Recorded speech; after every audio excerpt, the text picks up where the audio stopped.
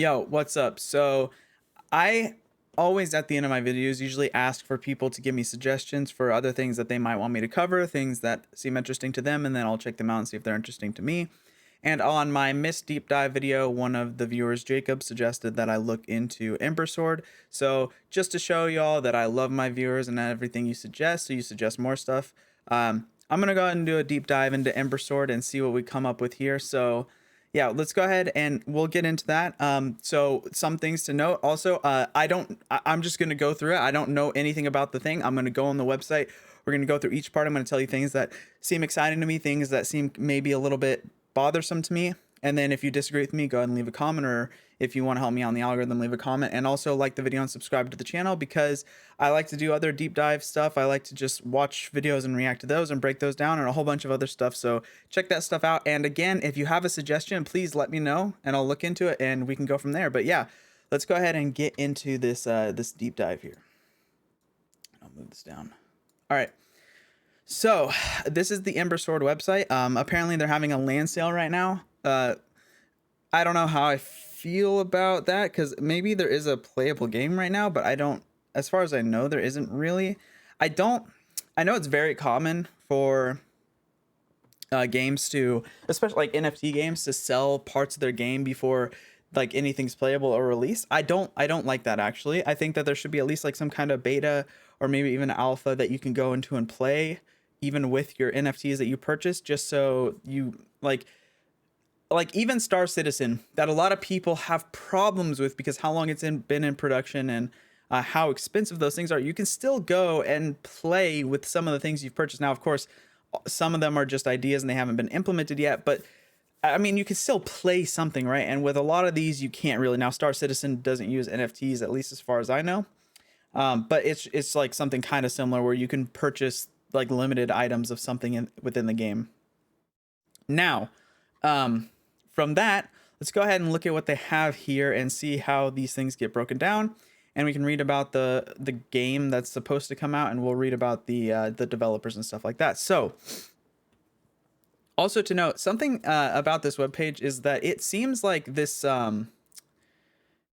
it seems like they have at least some development here, and I don't know how much is done, right? Because if I go through here, I can click on these. They have like assets, I guess. It's not really gameplay. There's a trailer here. We can watch that trailer as well. The reason I didn't go over this trailer before is because this is for Solarwood trailer. I don't know if this is like a separate thing. Like, it looks like maybe for their community land sale. It's not really for the game itself, and I couldn't find a game trailer before. But yeah, let's just read what this game's about. So, the ultimate sandbox MMORPG. Now, I'm going to pause a lot just so you're aware, but something that always makes me a little bit cautious is this idea that MMORPGs are very, very, very hard to make. I don't know. So I'm not a game developer. So if you are a game developer, let me know. I have like tried to develop games, or like, in college, and I've done some like personal work, but I've never like released a game or worked on any kind of like major game or anything like that. But based on my knowledge of programming and my knowledge of game development, MMORPGs are basically probably the hardest game you can generally make, right? Because they basically are like a complete game, but now you're adding on a ton of people connecting at once and working within a world.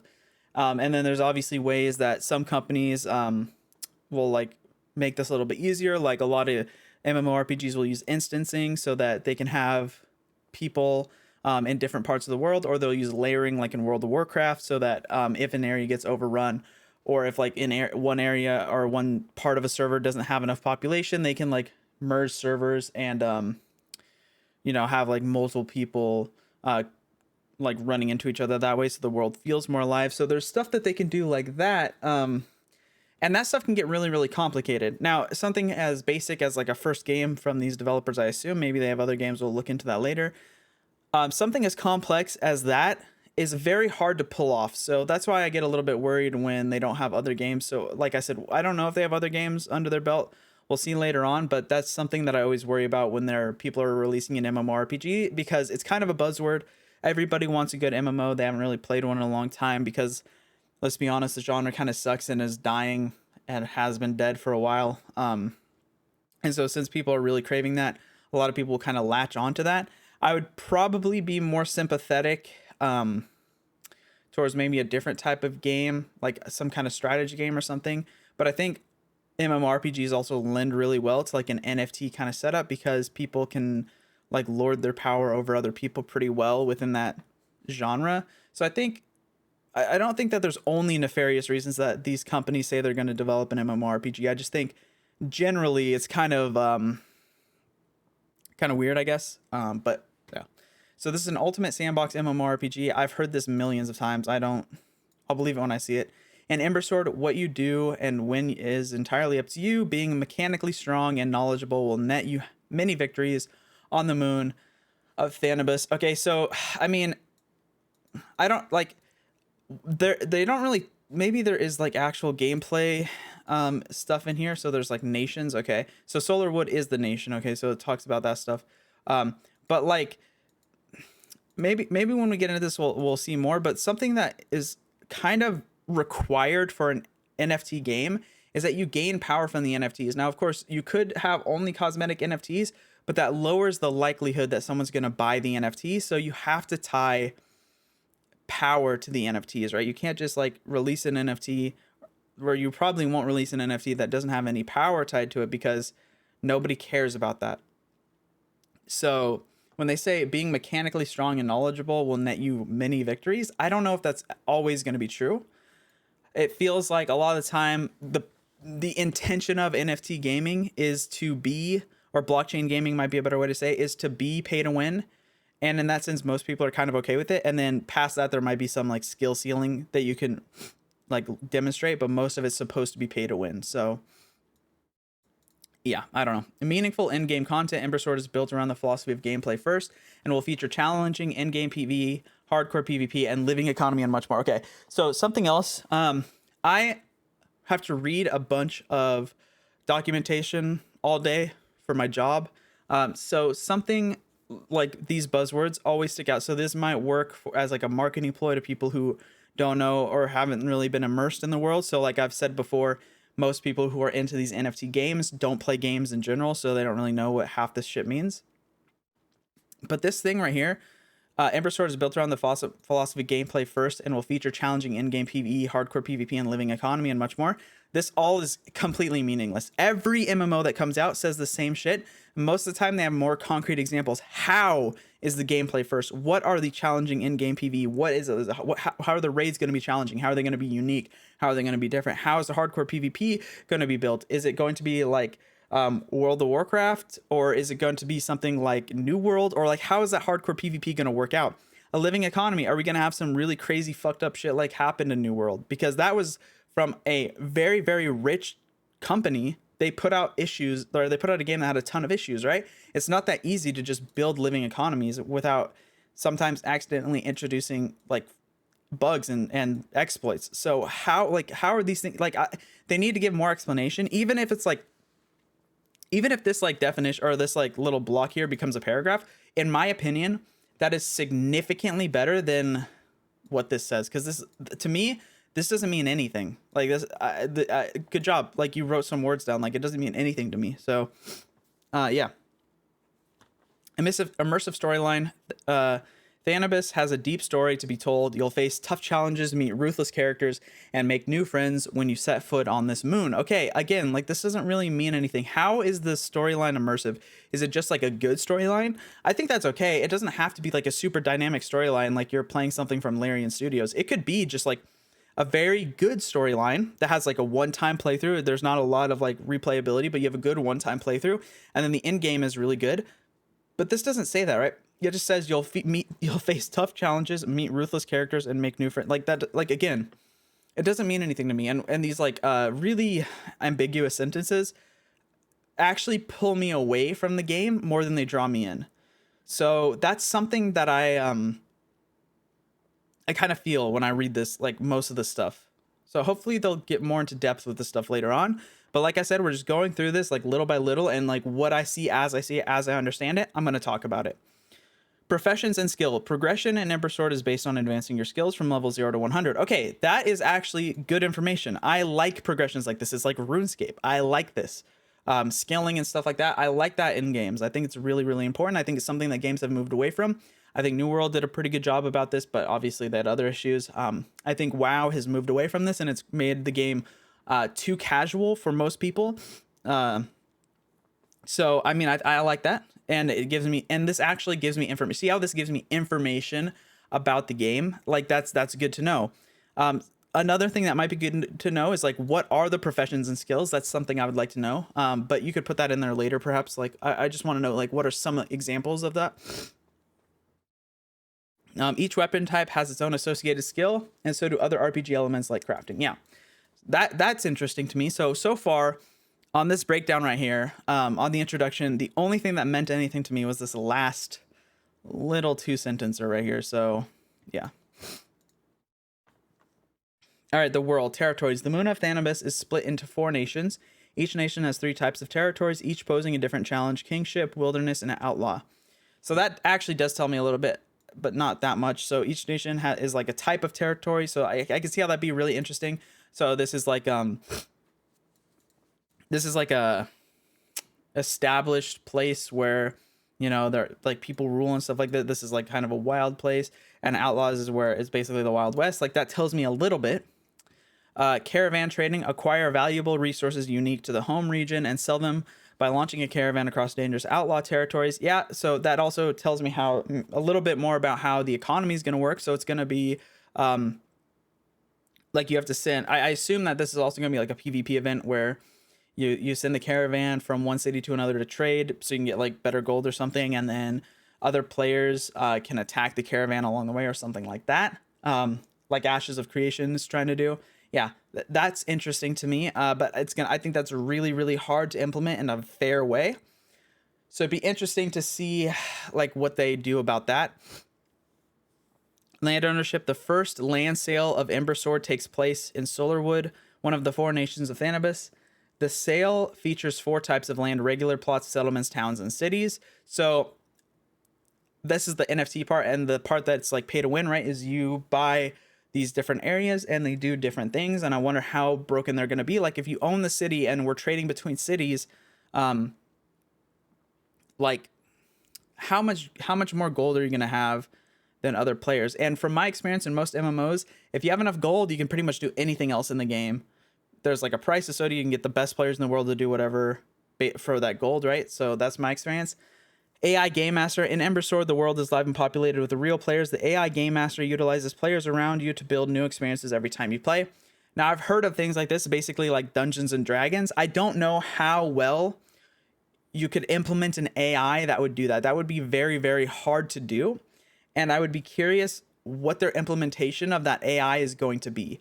Are there going to be like set patterns that they just tell it to do on certain days? Is it going to like learn from like real people like playing it and doing it that way? Like how is it going to be implemented? That would be something that I'd really, really be interested in, like seeing how they're going to actually do this AI, because this could go horribly, or it could be it could be okay, or it could be really interesting, right? So yeah, this told me a lot more about how the game is going to be unique. Now land ownership isn't really that unique, especially for NFT like MMO ideas. Now I don't know if there's ever been like an actually like realized MMORPG with NFT elements, but there are a lot in development. Like there's one from Gala or whatever that's doing pretty much the same thing. They're selling like portions of land and stuff. So yeah, no, that was a little bit helpful. And then we have the nations. Solarwood. Would you seek a life in the woods where great scholars seek to reclaim society's lost potential? Perhaps you will find a place in Solarwood. I mean, it sounds interesting. Reminds me of like elves and stuff like that. Duscaron. Would you escape to the desert where traders and scavengers vicariously maneuver between rampant automatons and unholy beasts? Duscaron calls. Yeah, so it's like orc kind of stuff. Severand. Does a jungle beckon you, a wilderness of alien beasts and carnivorous fauna? If so, unite with the fellow dispossessed of Severand and make your stand against the Republic. Yeah, so that reminds me maybe of like trolls. Ediso, I don't fucking know. The frigid tundra of Ediso holds the seat of power for the Republic's undisputed rule over the northern hemisphere of the moon. Is this where you belong? Yeah, this is like maybe a human area or something like that. I mean, I don't know if there's actually like races, if they're all just humans or what, but just relating it to other pop culture things like D&D and World of Warcraft and, I don't know, Lord of the Rings, whatever the fuck. All right, non-fungible tokens, NFTs. All cosmetic items and land plots in Ember Sword are represented by NFTs. Known, okay, thank you. That's why you truly own your digital assets in Ember Sword. Yeah. I mean, all cosmetic items in land plots. So does that mean that you're not going to be able to get... I kind of like if you're not able to get other things, but again, it's still going to probably be pay to win in some respects, in that if you purchase land, like you own land, you're probably going to get a lot more gold than somebody who doesn't, especially if you own like a city level land. I don't know. But again, that's the point of NFT MMOs. They're meant to be like pay to win. That's kind of the buy-in for them. Whereas the buy-in for other games is generally like the more time you put in, the better you are. Like it's supposed to be like a completely even playing field without influence from outside. NFT games are different, right? So true ownership, because the blockchain players will always own their cosmetics without exception. Even the developers are unable to take back cosmetics once they've been handed out. That's not entirely true. They could just de-implement that specific NFT into their game. Like they don't have to let that NFT mean anything inside their game. So when they say even developers are unable to take back cosmetics, it's only true that they're unable to take back the NFT. Like if you own the NFT, they can't take it back from you, assuming it's in your own wallet. If they give you like another wallet that they control in order to like hold your stuff and you put it in there, then like technically they could just take it. It'd probably be illegal. They could probably just still take it, like literally take it from you. But yeah, they could just not allow that the implementation of that NFT in their game if they later decide they don't want it.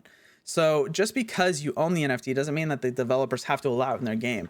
Now, would that make the price of the NFT go up if it's like banned in a game? I don't know. That's entirely speculative, as are all NFT markets, right? But that doesn't mean that they can't just take implementations away. So this is a little bit disingenuous. Truly collectible. Each cosmetic item has an item history attached to it. If your sword was the first to kill a new endgame boss or a player, that feat will be displayed on the cosmetic, making it truly unique. Now that's really interesting. I would also hope that this is also displayed on the account somewhere as well, not just on the item. But yeah, that's pretty cool actually. I like that idea a lot. Transparent rarity. Each cosmetic item will be numbered. For instance, 21 out of 500. This shows there will never be more than 500 of this particular collectible cosmetic. Even the developers can't make more. So that is interesting, and I like that a lot. Although it's also not really true, right? If they wanted to, they could mint more of that NFT. It's not like they're like blocked from ever making another implementation of that NFT. And even if they could also just call it something else and then make it look the same as well. So that's not entirely true. I do like the idea of transparent rarity, and I this didn't really talk about it here, but I hope that you can get NFTs, or like, I don't know if they're going to associate a crypto with this, or like something like that from drops within the game, so that you can actually get stuff by playing the game without like paying for it. Like that would be interesting to me, but it doesn't really say, right? So I don't really know how that's going to work out. But yeah, that's pretty much it for this stuff here. Let's go ahead and look at this trailer. So land ownership. The community land sale of Ember Sword takes place in Solarwood, one of the 4 nations of Thanabus. The sale features 4 types of land plots, settlements, towns, and cities. Details about the sale can be found below. As a landowner, you'll receive a small percentage of real-life revenue that is produced by the estate your plot belongs to. The revenue is not in-game currency. Okay. Wait, what do you mean? What is it then? As a land, you'll receive a small percentage of real-life revenue. So you get real money. Oh, okay. So you get real money from the land just by owning it, but it's not in-game currency. So then can you also make in-game currency through the ownership of that? I'd be really interested how that works. Total land supply in Thanabus is 160,000 plots. Solarwood consists of 40,000 plots. Okay. Whoops. Do you look up at the stars? Sometimes. Are you afraid they might be looking back at you? Or does the sense of awe they instill overpower you? after a lifetime being told your path is the world. Mm-hmm. I once heard that in a foreign land.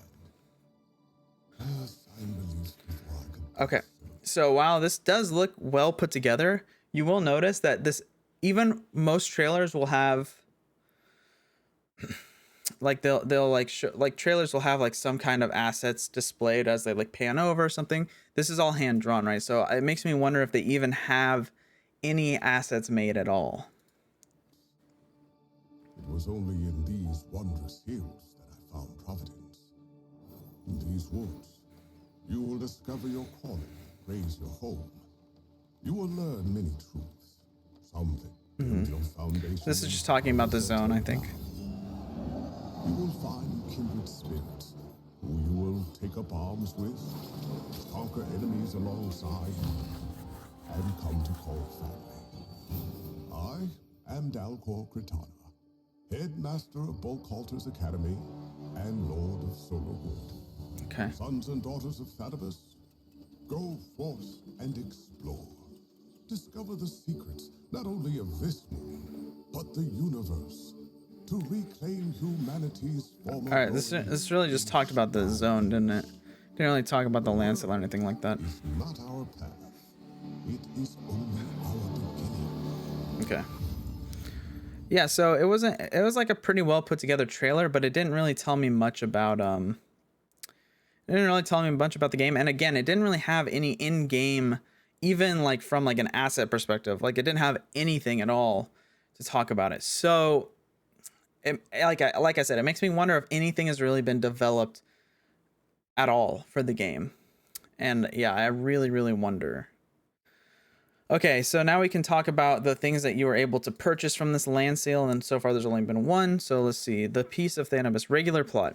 The foundation of land in Ember Sword revolves around square 1x1 plots that are roughly the size of one screen. Okay.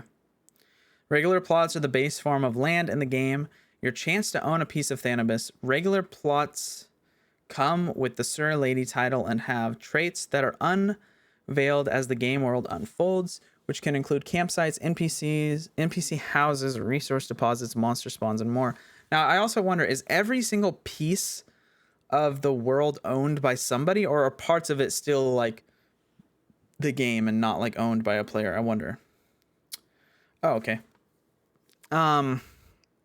So examples of potential traits: rich mineral deposits, rare monster spawn, entrance to a cave, small NPC house, campsite, perks and size, collecting a percentage of the revenue generated by the area around the plot, sized, like what does that mean? But like in-game revenue, or is it real life revenue? And how is that? Is it like some weird shit like Earth 2 has, where people who buy plots around you get like a land value tax or some weird shit? I don't know. Sized 1x1, which roughly one screen in game. Title of Sir or Lady. What does the title do? Is it just like a thing you can put on the game, or does it actually have gameplay implications? I wonder. Settlements are 1x1 sized pieces of land on which you can place small sized buildings. They can be great resupply stations, forward guild outposts, and more settlements come with the Baron. Oh, and settlements come with the Baron Baroness title, and examples of what you can build include small player housing, small guild houses, and small player stores. Okay. So examples of placeable buildings: small player housing, small guild houses, small player store. Okay. Now, if you sell this, does it get sold with all the stuff that's on there, or does the like land get wiped? I wonder. Perks and size: collecting a percentage of the revenue generated by the area around the settlement. Again, what does that really mean? Size 1x1. Yeah, we talked about that. Entitled Baron or Baroness. Okay. Okay, so towns. Towns are larger than settlements. How much larger? And offer more to the wayward adventurer. They are the home to buildings aimed towards more specific tasks, such as crafting, specific gear acquisition, and resource refinement. So to do crafting, you have to go to a town anyway. Are towns only player owned, or again, are there some towns that are just part of the game? That's something I would like to know. A town nets you the title of Earl, Jarl, Countess, and alongside all the settlement buildings, you can construct refinement stations, crafting buildings, medium guild houses, and an exchange, a structure which gives you access to global item trading network. Okay. Okay, so examples of placeable buildings: everything from settlements, refinement stations, crafting buildings, medium guild houses, exchange perks, collecting. Yeah, yeah, we talked about the collecting stuff again. Size 2x2. Okay, so basically, you get basically like 4 settlements, plus you can build more shit. Title of Jarl or Countess. Okay, city. Cities are bustling centers of commercial activities and are brimming with riches for those willing to put in the work. The largest structures and guilds are found in these urban locations, or you mean richest guilds, right? People who have the most money in real life. Bringing along boundless opportunities, city owners are granted the title of Duke/Duchess, and alongside all buildings from settlements, towns, cities allow you to construct large guild houses, portals, okay, caravan, trading posts, and more. So portals sound pretty broken because then you can just go anywhere, like best mining spot in the game, probably. I don't know. Everything from settlements and towns, large guild houses, portals, not the only means of teleportation in the game. That is actually good. That's a good note to have. Caravan, trading posts, and more. Perks and size. Collecting a percentage of the revenue generated by the area around the city. Size 4x4. Okay, so it's really big. 16 plots. Yeah, it's really big. Title of Duke or Duchess. Okay. Yeah, that's great. I mean, like I said, I want to know if there's like these things exist in the game without player purchasing, or if they're only there from player purchases. That's something I'd want to know. The community land sale features up to 6,000 available plots in the nation of Solarwood. I thought it said 40,000. Maybe they'll do more later. As with our previous land sale, land prices are shown after 50% discount in this round of sale. Okay. Okay, so it's 80 US dollar coin, I guess. Is a 1-to-1 USD. Yeah, fine. So normally it'd be $80 for a plot. Okay, so this is actually is kind of cheaper than other things I've seen, right? Because if I forget what Gala's game is called, it's like Maladus or something like that, whatever. Like those ones are really expensive, like thousands. I think some of them even went up to millions of dollars. And then the other game we looked at, Myst, like even buying those characters was like hundreds of dollars, right? So yeah, I mean, but I guess it goes up pretty quickly. So $400 for a settlement, $8,000. Well, that's like the discounter, right? So $800 for a settlement, $16,000 for a town, and $160,000 for a city. Yeah, it's very, very expensive. That's another problem with NFT games, is the buy-in is very, very high. Okay. Yeah, let's just go ahead and go to the frequently asked questions. Then maybe we can go to the blog and we can look at some this other stuff here. So what is Ember Sword? Ember Sword is a free-to-play, massively taking place in a player-driven dystopian fantasy universe, classless and fast-paced combat. Okay, classless. That's information we didn't have before. That's interesting. But it kind of it goes along with like the skilling part. So I mean, it makes sense. You'll be able to create a character, pick a home nation, and venture into the mysterious world with a weapon of your choice, and prove your worth in the action-packed, classless. Yeah, thank you. Combat system by defeating monsters, bosses, and other players, or to explore the world, peaceful forger of goods and rares, making a name for yourself and talent. Okay, that sounds cool. When will Ember Sword be released? Ember Sword is currently in pre-alpha. Yeah, no shit. I haven't seen any gameplay at all. We are internally testing the capabilities of our proprietary game engine. Why though? Why didn't you just use like Unity or like Unreal Engine 4? Why do you need to make your own game engine? I mean, I just like to know why. As well as various networking features, we are planning on opening an up alpha testing of our engine tech to the community the first quarter of 2022. Okay, I'd love to see that. With more gameplay focused alphas coming later that year. Okay, so I guess we'll see if this shit comes out 2022. If it doesn't, I'm gonna start thinking this is real sus, more sus than I already think it is. Here we will open up the capital of Solarwood, the first nation we are planning on releasing for alpha testing throughout the remainder of 2022. We are going to be adding the remainder of Solarwood. The other nations will follow the same process with their okay. So those will come in 2023. How do I get into the early access tests and alphas? In 2022, we'll be opening up the engine technical testing to the community, with the landowners having guaranteed access to these trials. Technical tests will take place in an example environment, which will not be final. They will be different from an alpha, focusing on engine capability rather than features. Yeah, I mean, that's generally how they go. On which platforms? Ember Sword released on PC first. Okay. They want to make it cross-play. Okay, cool. That's a lot of work though. It's not easy to make something crossplay. It's very, very hard to do, especially if you want to worry about latency and stuff. I mean, it's kind of hard. Will Ember Sword be PvP or PvE oriented? It's both. Okay, we'll just go for all of it. Outlaw zones are planned for free-for-all PvP and PvE areas. Okay, that's pretty cool. So that's where the rarest resources will be. Slay high-level monsters or fight other players. Point of interest PvP to conquer and protect camps. Okay, that's cool. Dying in an outlaw zone means losing most of your gear. Yeah, I mean, if you want to hear more about like these very punishing like games, I suggest you go watch Josh Strife Hayes' video talking about them specifically, talking about New World and why New World actually had to shift away from doing this. It makes it not a lot of people want to play that kind of game. Now, of course, I like that kind of game. I'm all for it, but not a lot of people are. So it makes it very hard for a game like this to be popular if that's the case. But I mean, I hope they implement it in a way where it's okay, I guess. I don't know. In Wilderness and Kingship zones, you will gear up to help your friends defeat mighty open world PvE bosses or venture into the dangerous world as a lone wolf to defeat thousands of monsters and beasts with your trusted weapon abilities. Encountering players from other nations in these territories is possible and gives you... So do you only fight people from other nations, or can you fight people from your own nation as well? If you prefer PvE, you'll be able to acquire even the best item through resource collecting, dungeons, and crafting. Okay, yeah, that's good. I think crafting should always be a major focus, allowing you to get the best items. And obviously, you actually need to keep crafting relevant. So if you craft the best item, probably should have a durability where it eventually needs to be like recrafted or something like that. All right. Well, end game be meaningful. Okay, that's just like a freebie question. That's useless. But maybe they have something else. No pay to win. That's cap, bro. NFT games are always pay to win, but if you can explain how it's not pay to win, I'd love to hear it. In my mind, pay for convenience is the same as pay to win, by the way. So I'd love to hear how this isn't going to be pay to win. Talking about dying in outlaw zones. So wait, do you lose like your NFT like collectibles too if you die? That would be tragic.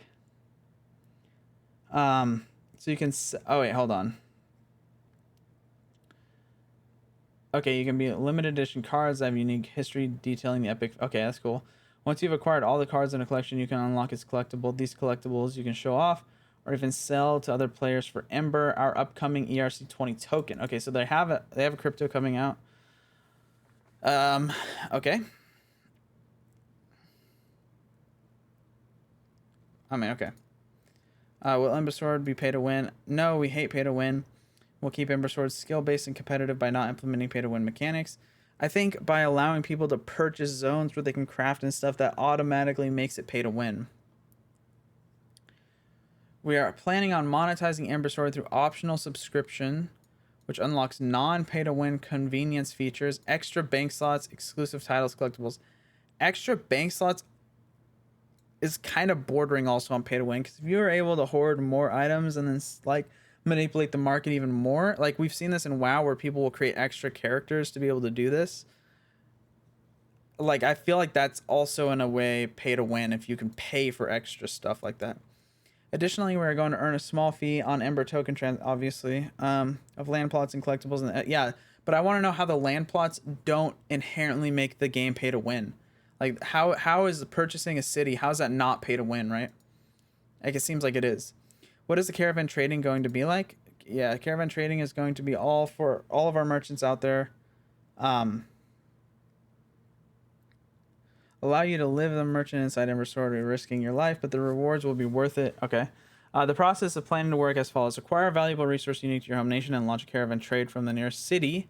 That's what I mean. Like, if you own this city, do you get a portion of that trade? Like, how does it work? Across the dangerous outlaw territories into foreign nations to sell your resource to other players at a profit. Naturally, this is a gameplay mechanic that will only be available once multiple nations are live, without a central worldwide marketplace for endgame. No, wait. Yes, there is. Right? This says, towns,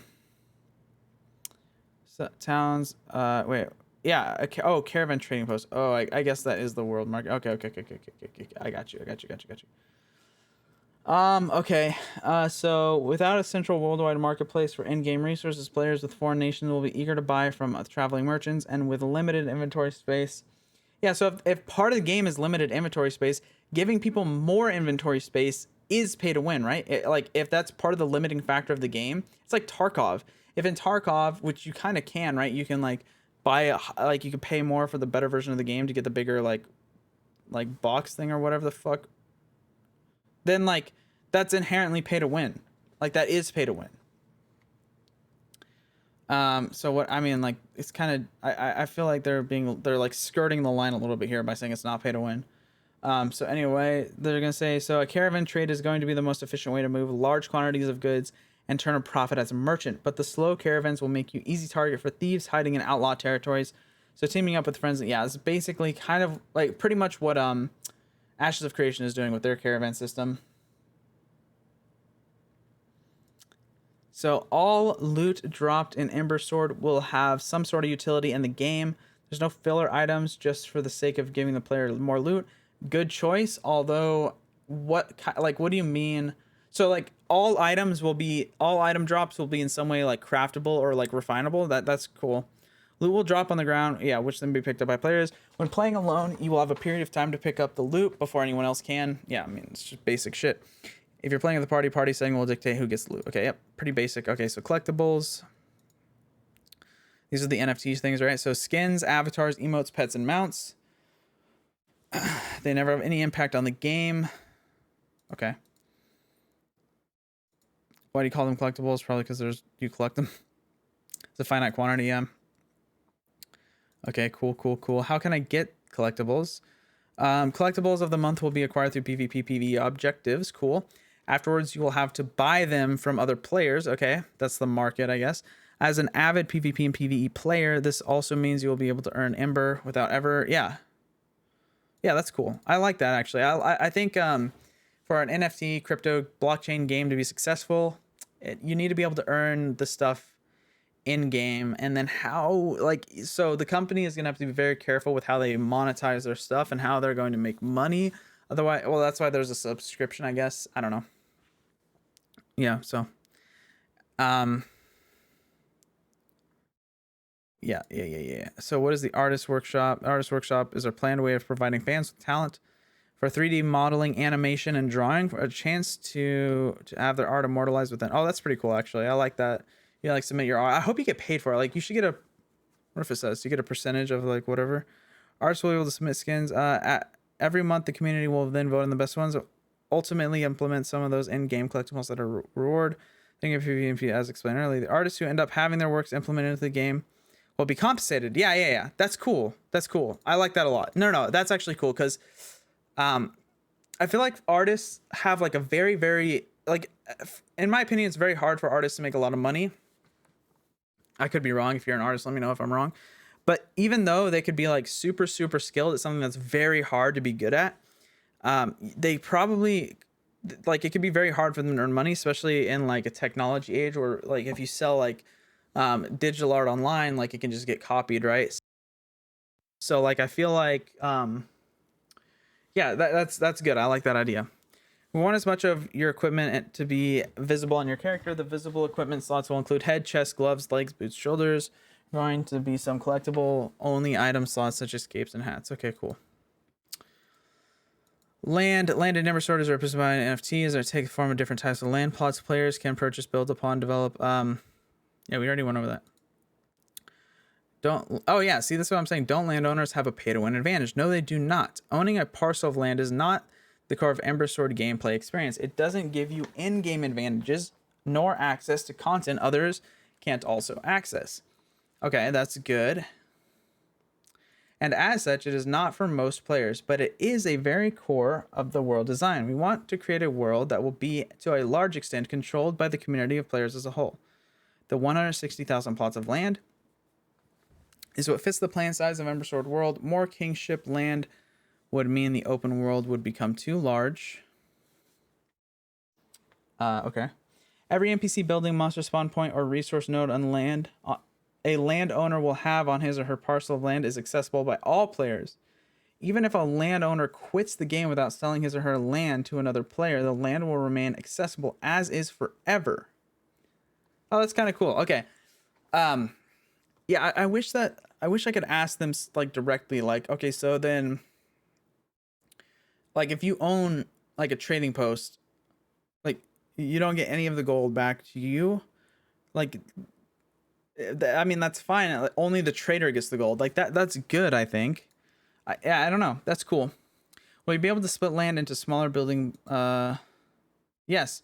Once you've purchased your land, you can split it and sell it off in parts should you choose to do so. For example, when you get a city-sized 4x4 6 equals 16 city plots, you can sell it off as... Okay, that's pretty cool too, actually. Wait, doesn't that break the idea of a non-fungible token then? Or, like, because a non-fungible token means that it can't be broken up, right? So... Like, okay, I would also want to know how that works. How are they breaking this into pieces? Is this like theoretical ownership, or does the ownership also go as an NFT? Like, how does that work?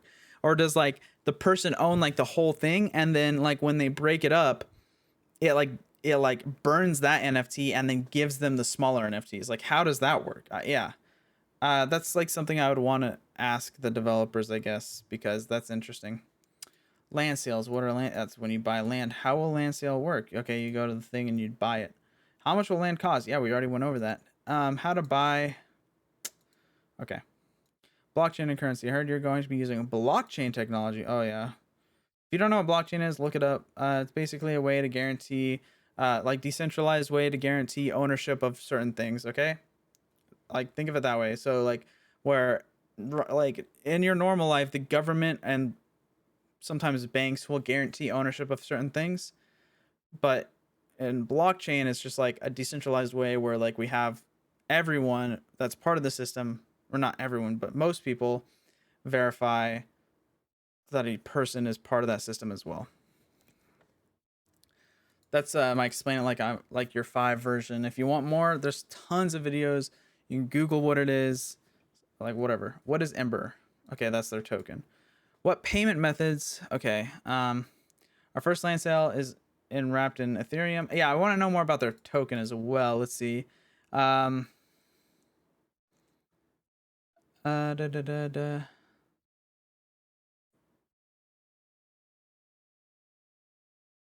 Wait. And only a limited number of consumables. So you can buy consumables. That's pay to win. Oh, I guess name change skulls isn't. Yeah, I wonder what okay. I wonder what consumables are talking about. You'll be able to buy Ember tokens from us. Okay. Yeah, true. Okay, cool. There you go. Okay, so this is how the gas prices are gonna be handled.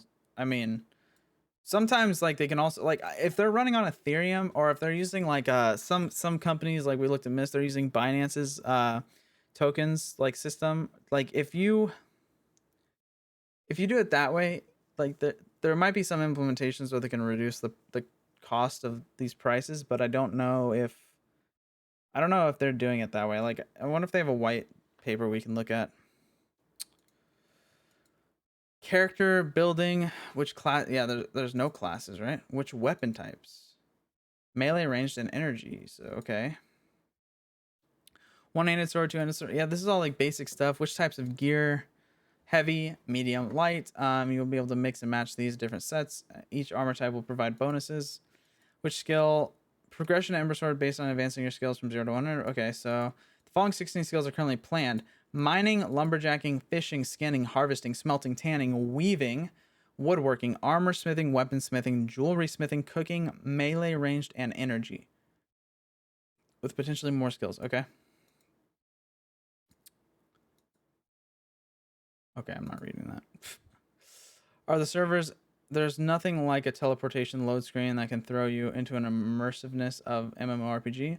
Luckily, there will be no loading screens when... Okay, so there's no instancing is what they mean to say here. Ember Sword is planning to be entirely open world. We're building our own fancy server infrastructure, proprietary engine from the ground up to ensure that we're able to... Yeah, but like how?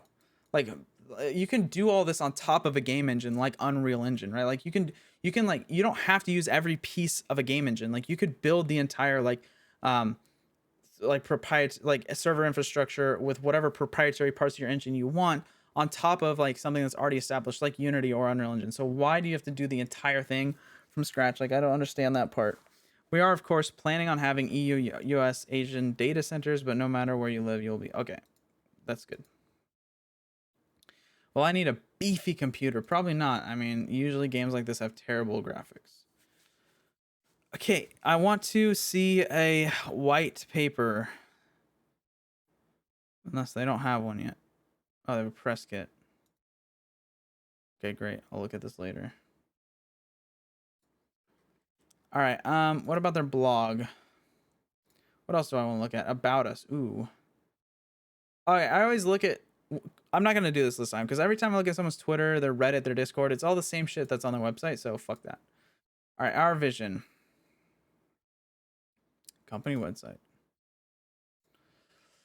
With Ember Sword, we're building the next generation free to play. Yeah, are you rethinking the MMO? Do we believe the in-game design principles cultivate? Yeah, everyone says this though. This means nothing. Through instant accessibility, we strive to give everyone the opportunity to experience the unique world of Thanabis. Finally, we believe. I guess opening up part of it to play, to be free to play is also really interesting. Okay. So we have Mark Lorson. These are the founders. Okay, how many people am I actually gonna have to go through here? Okay, actually, I don't know if I care that much about looking at their LinkedIn, to be honest, but let's go ahead and look at.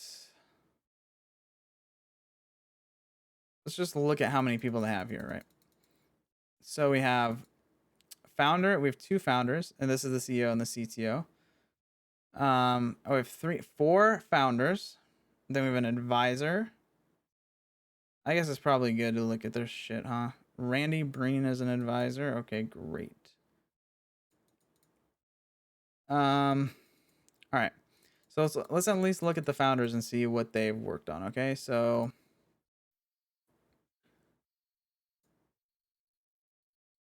okay, so we have this guy right here. Let's see, what has he worked on? Experience. Founder, CEO of Bright Star Studios, and that's been 3 years and 10 months. They've been working on this for 3 years, and I don't see any gameplay trailer at all. Maybe they do in their blog here. I guess that's a trailer right there. How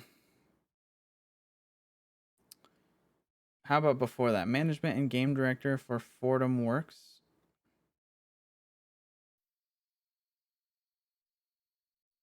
Uh, 2 to 10 employees. Okay. Great. Co-founder of Starcade.io. 11 to 50. Okay. Advisor and CEO. Okay, so you're seeing what you see the point here, right? Like, there's a lot of experience, but not with anything substantial.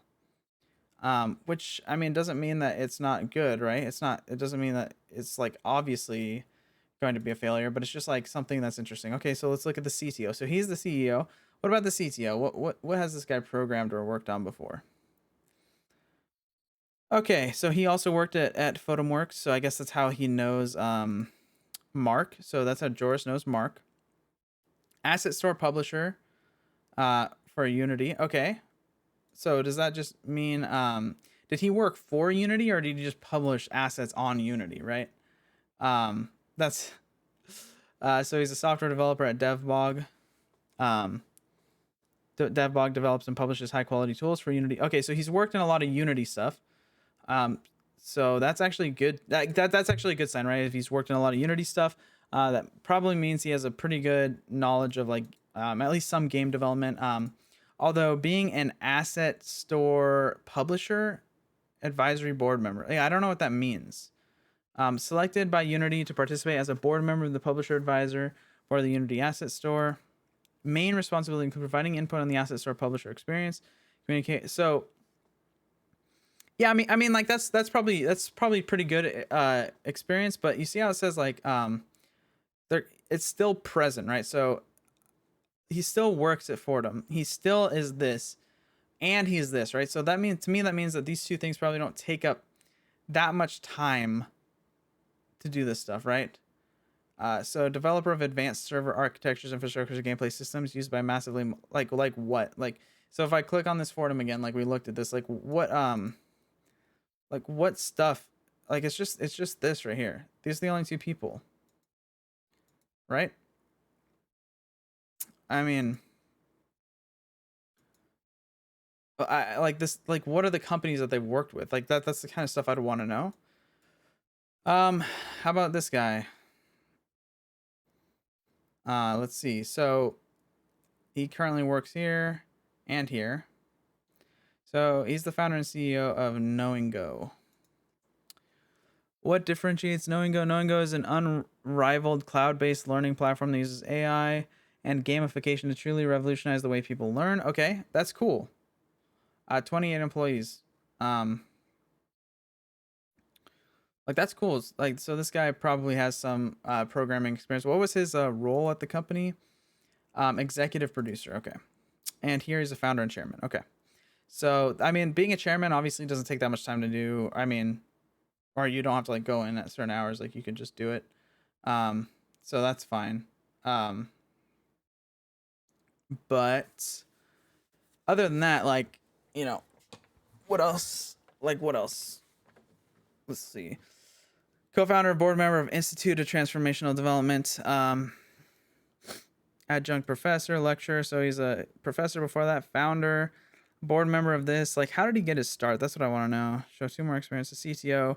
I started as a developer for 7 months, and then he became CTO. Oh, I guess he was a lead game master for 2 years. So he has like 3 years of. He has like 7 months of developer experience, and then after that he was like a CTO. Like, what is that? Maybe this guy was just a super genius. Okay.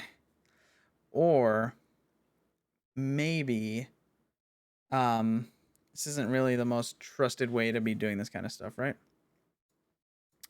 Let's look at the next person. So founder, art director.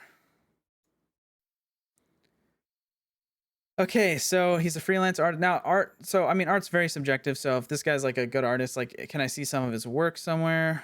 I guess again, it's subjective. So I mean, art isn't really that big of a deal. I guess I would hope that he had done some other stuff. But he's a freelance artist for indie and AAA various projects, creating artwork and design. So he's done artwork for games before. And look, he actually put some of this stuff on here. Like, this is good. Like, I like this. So Guild Wars, Aquanox, don't know what that is. Primal Carnage, also don't know what that is. I mean, I do know what Guild Wars is. All this other, 2K games, obviously know what that is. So yeah, so he's done, so this guy's actually worked on some like AAA stuff. That's good. It's the artist. That's the first person with real experience. How about this advisor? Actually, I don't care that much about the advisors. Who do I care about? They have 3 advisors. How about the COO?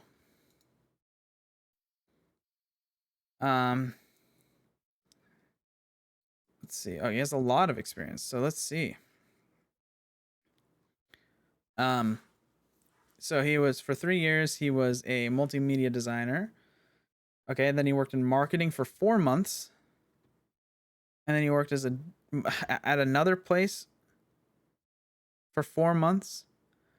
And then this for an undisclosed amount of time. He was a guest lecturer. I mean, that's like he's just putting that for in April he was a guest lecturer. Okay. Like, that doesn't mean anything. So for 11th months he was a co-founder and director of marketing. So this guy's like a marketer. And let's see, what else did he do? Co-founder, Berry Energy Denmark. So this guy actually looks like he has a lot of experience in marketing, so that's good. Story franchise development doesn't really mean much to me. Lead level designer and chairman. So they only have like 2 programmers? Is that right? He's a level designer too, so they don't even have any developers that I can see on here, other than maybe the CTO being the only developer. Let's see, what does this guy do? So he, okay, what is this? Our goal is to create, okay, but what did you create? See, 1 employee on LinkedIn, 2 to, like, what did you make though? With a group of talented, dedicated friends and colleagues. Let's see. Tempest Games IVS. Tempest Games IVS.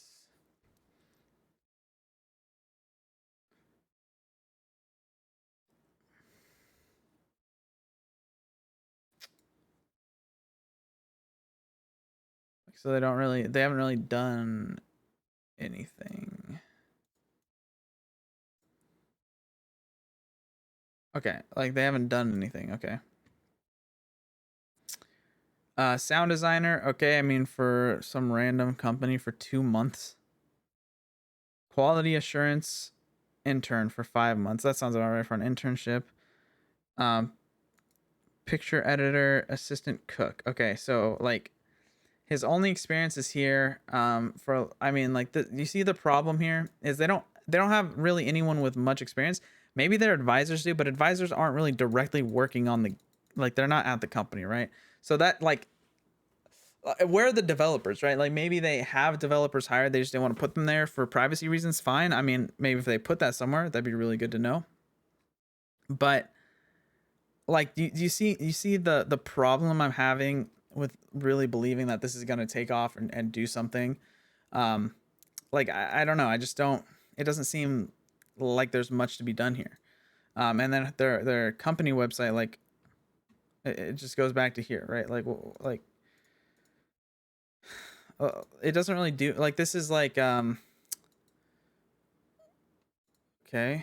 team. Yeah, it's the same thing, right? So like that, like you see, I hope this helps you understand like why I'm very, I don't know, like trepidatious about this kind of stuff, right? Like it's like, um, what do you? How am I supposed to believe in something that has like people with no experience and you're claiming to make the next greatest thing in the world? This is why people call NFT stuff a scam, because this is usually the kind of people that are trying to make this kind of stuff. Like, you see what I mean? But let's go ahead and look at some of the stuff here. We'll see how it works. Um, So we have game industry veteran Randy Breen. Yeah, I mean, advisors don't mean anything to me, to be honest. Solarwood land sale retrospective. So let's see what they learned about the land sale. Wait, are these? So this was July. Um, and then yeah, so this is the newer stuff. Okay, so I'm gonna skim through this stuff because there's a lot of blog stuff. And I mean, I don't want to read through all of it. So we are scaling up our infrastructure to handle more traffic, including our own Polygon nodes. So Polygon basically partners with every single person in the world, and like so Polygon nodes. I mean, it's good that they have like a Polygon thing set up, but it doesn't really mean that much. We're expanding our community management team. Great. We will be making key information such as maps available earlier. Probably good. We'll be improving and expanding our land sale guides. Also good. We'll be implementing technology that ensures sales only take place through the website. Where? What do you mean? Where else are sales taking place? Essentially, we're going to make centralized setup of the sale where people have to go through the website. Blockchain is basically a public database, meaning anyone can. Yeah, I mean that's true.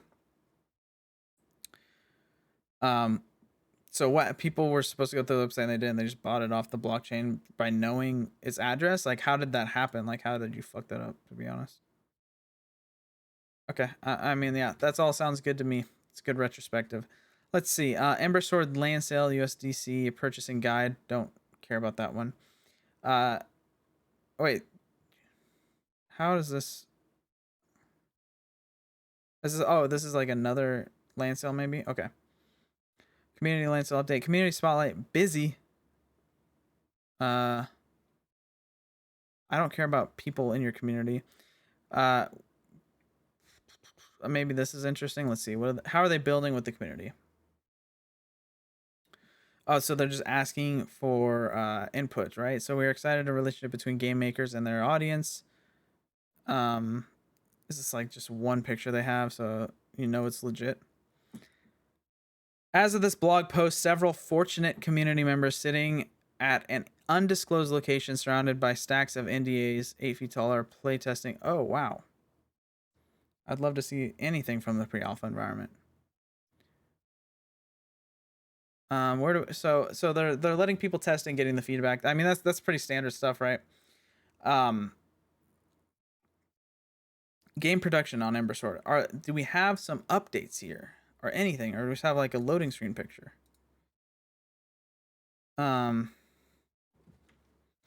See, this is what I mean. Like, I don't see anything. Okay, so another loading screen picture. Perfect. Working from home. Oh yeah, I mean that's all COVID shit. How does building Ember Sword differ from projects? Building a ship as you're sailing across the ocean. That's probably true. Like as an indie company working on an MMORPG, it's probably really really hard. Scrum. They do an adopted Scrum. Now odds are you might not have heard Scrum. I mean I have. No, it doesn't. Okay, so they're just doing some like they're just doing so sprint is 2 to 3 weeks. Yeah, I mean, I guess. I mean, why not do 1 week sprints if you're like this like early? I don't know. I'd say 1 week sprints, bro. But what do I know? Um, they didn't really talk any. So they're doing like agile framework. They do like these sprints, which they have like dedicated things they're supposed to finish within that 2 to 3 week sprint. And then they give updates probably weekly, daily, depending on the team. And then they go over like what they did at the end of the sprint, and then they assign new things to each person.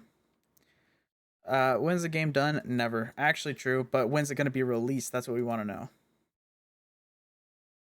But there we already went over that anyway. Yeah, so this didn't really talk much about the development. Community land sale. Final stage. Yeah, we already went over all this stuff. Like so they have a partnership, and the same thing I did a miss. I don't care about the partnerships that much. If you want to understand why, go look at the miss video. It just doesn't mean that much to me. All of these things will just give partnerships to anyone. Okay, does this have something I can look at? It's another screenshot, I guess. This is just talking about the beginning of the game, putting an end to pay to win. Yeah, I don't know if that's really true. Like this doesn't tell me about the game. Man, I don't know.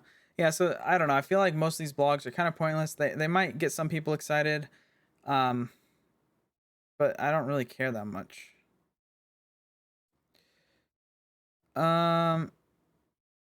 Okay, so this is to keep the example. Let's say okay, so this is like ownership. They're talking about like how much people make by buying and selling things. Yeah, all that good shit. Okay.